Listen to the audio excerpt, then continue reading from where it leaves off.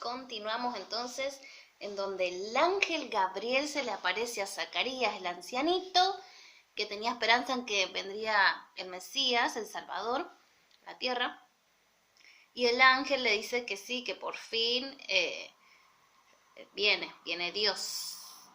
Pero le costaba creer a este anciano Zacarías. Entonces el ángel le dice: yo soy Gabriel, que está delante de Dios, y porque no has creído en mis palabras, te quedarás mudo hasta el día en que ocurran estas cosas. 6 meses después, Gabriel fue enviado por Dios a Nazaret, en Galilea, a una virgen llamada María, prometida de José, un descendiente de la estirpe de David. Cuando hubo entrado donde estaba María, el ángel le dijo: te saludo llena de gracia, el Señor es contigo. Bendita eres entre todas las mujeres. María se turbó y se preguntó qué podían significar aquellas palabras. No temas, María, añadió el ángel, porque has encontrado gracia delante de Dios. He aquí que tendrás un hijo, el cual pondrás el nombre de Jesús. Será llamado Hijo del Altísimo. Reinará eternamente sobre la casa de Jacob, y su reino jamás tendrá fin.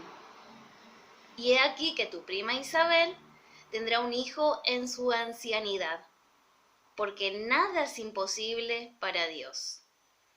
Y María dijo: he aquí la esclava del Señor, hágase en mí según tu palabra. Entonces el ángel se fue. Ahí sale el dibujito, se va volando así. ¡Chuf! Cuando Isabel tuvo un hijo, los vecinos y los parientes querían llamarle Zacarías, como el padre. Pero Isabel dijo: no, su nombre será Juan. Los otros insistieron: pero no hay nadie en la familia que se llame así.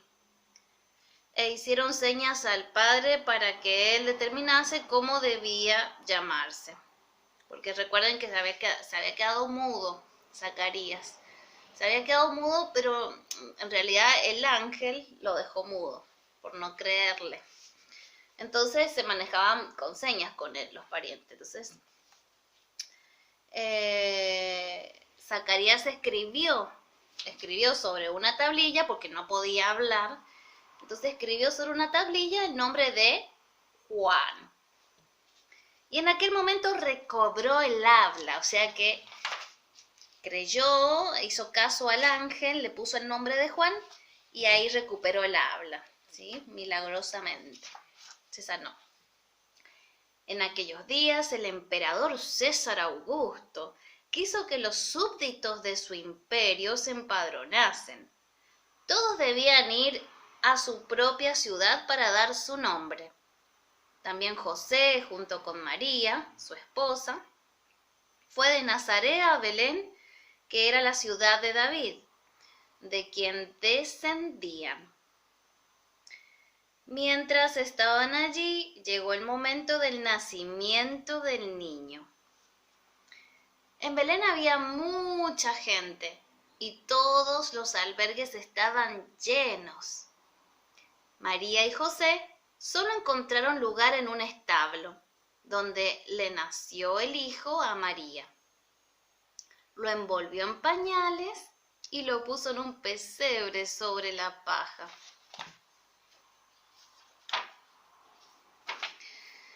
Cerca de Belén estaban algunos pastores que pasaban la noche al descubierto y guardaban sus rebaños. Un ángel del Señor se les apareció y les dijo: no tengáis miedo, vengo a daros una gran alegría. Hoy ha nacido en Belén un Salvador, que es el Cristo Señor. Encontraréis un niño envuelto en pañales, acostado en un pesebre. En ese instante, otros ángeles se unieron al primero y cantaron: Gloria a Dios en las alturas y paz en la tierra a los hombres de buena voluntad. Ahí nace, ahí está el anuncio y ahí el pesebre, el establo donde nace chiquitito el niño Jesús. Entonces, cuando los ángeles desaparecieron, los pastores dijeron: vayamos a Belén. Fueron y encontraron con José y María al niño acostado en el pesebre. Creyeron lo que les había dicho el ángel y volvieron alabando al Señor. Después del nacimiento de Jesús, llegaron a Jerusalén unos magos. Venían desde lejos y eran reyes y grandes sabios. Habían visto una nueva estrella en el cielo, bellísima, y se habían dicho: debe de haber nacido el rey de los judíos, anunciado por los profetas. Vayamos a adorarlo. Y se pusieron en camino.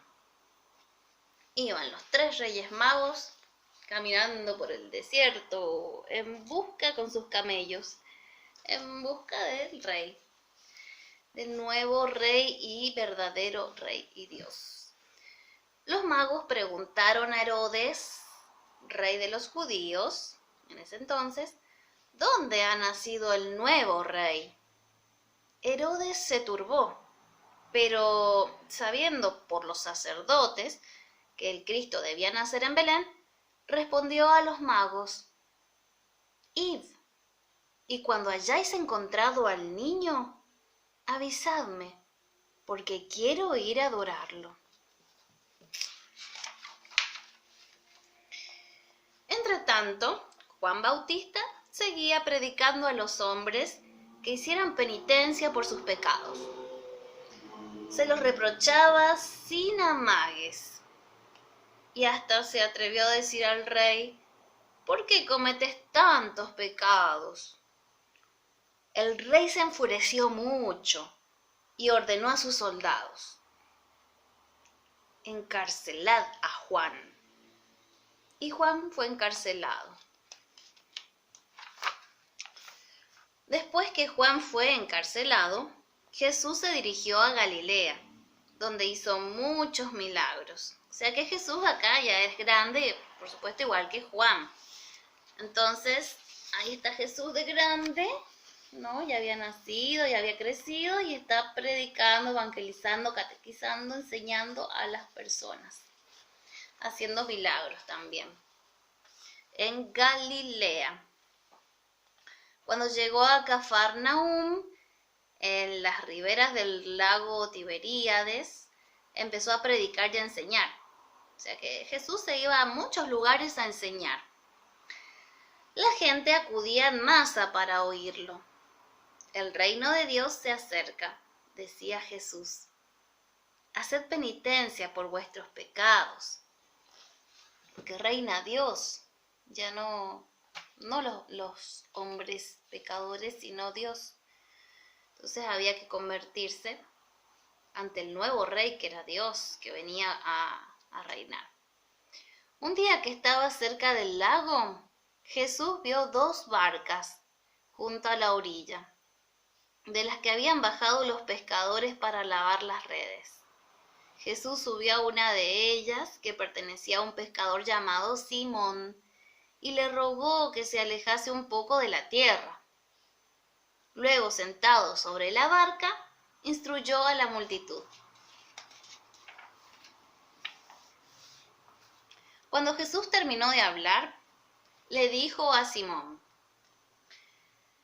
hazte a la mar y echa las redes para la pesca, ¿sí? Que tirara las redes al mar, que fuera a traer pescaditos. Simón era un pescador, respondió: maestro, nos hemos fatigado toda la noche y no hemos pescado nada. Pero si tú lo dices, echaré la red.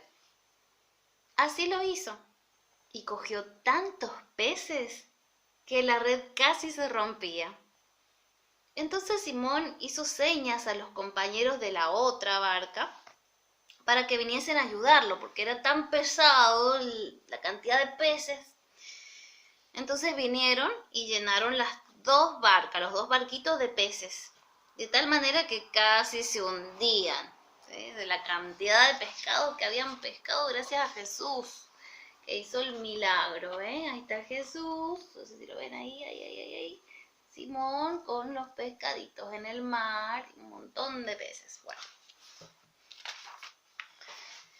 Espantado Simón se arrojó a los pies de Jesús y le dijo: «Apártate de mí, porque soy un pobre pecador». Pero Jesús le respondió: «No temas, de hoy en adelante serás pescador de hombres». Entonces Simón y sus compañeros, sacando las barcas a la orilla, siguieron a Jesús. Simón no fue el único que siguió a Jesús. Muchos otros, atraídos por sus palabras y por sus milagros, acudieron en masa para escucharlo y se hicieron discípulos suyos, o sea, seguidores de Jesús.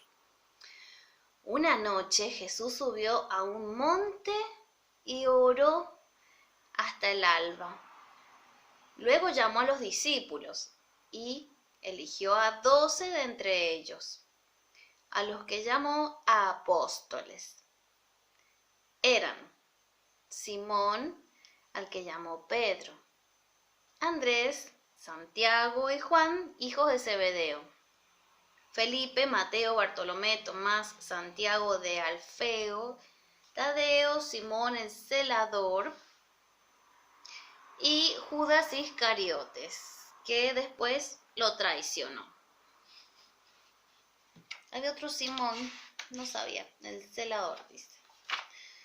Bueno, Jesús a todos estos hombres nos llama apóstoles, seguidores de él, porque van a seguir sus enseñanzas y también van a enseñar a otras personas, para salvarlos, para sanarlos.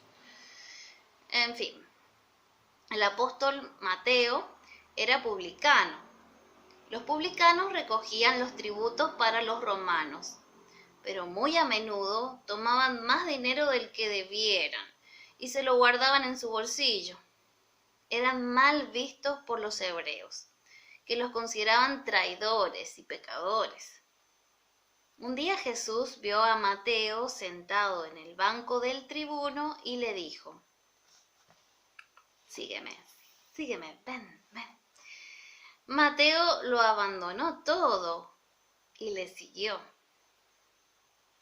Mateo dio un banquete en su casa en honor de Jesús, al que acudió gran cantidad de publicanos. Los fariseos, que eran hombres que se creían sabios y buenos y despreciaban a los demás, dijeron a sus discípulos: ¿por qué come con los pecadores?